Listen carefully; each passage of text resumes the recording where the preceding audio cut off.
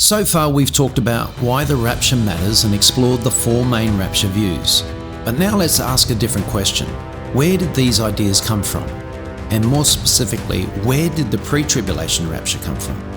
The pre-tribulation rapture theory is one of the most popular views today, especially in Western evangelical circles, but its history might surprise you. The pre-tribulation rapture doctrine is relatively modern. You won't find it clearly taught in early church writings anywhere. Church fathers like Irenaeus, Tertullian and Augustine spoke of Christ's return, but not a secret rapture before a tribulation. So when did this view really emerge?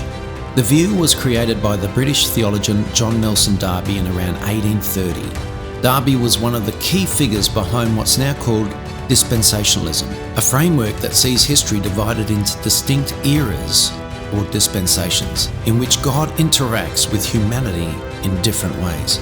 He taught that the rapture would happen before a future 7-year tribulation, followed by Christ's second coming. Darby's ideas gained traction through the Plymouth Brethren movement, and especially after being introduced in America, largely thanks to the Scofield Reference Bible, which included his notes in the margins. This helped popularize pre-trib thinking in the 20th century. But there's another name often mentioned in this conversation, Margaret MacDonald. In 1830, this young Scottish woman reportedly had a vision about the end times. Some claim her vision included a kind of secret coming of Christ before judgment fell. Now this is debated. Some scholars argue her vision helped spark Darby's thinking. Others believe her view was more post-tribulational or simply not clearly defined. Others believe that Darby had already come up with a pre-tribulational rapture theory before Margaret MacDonald's visions altogether. So still, it's interesting how this moment overlaps with the timeline of Darby's developing theology.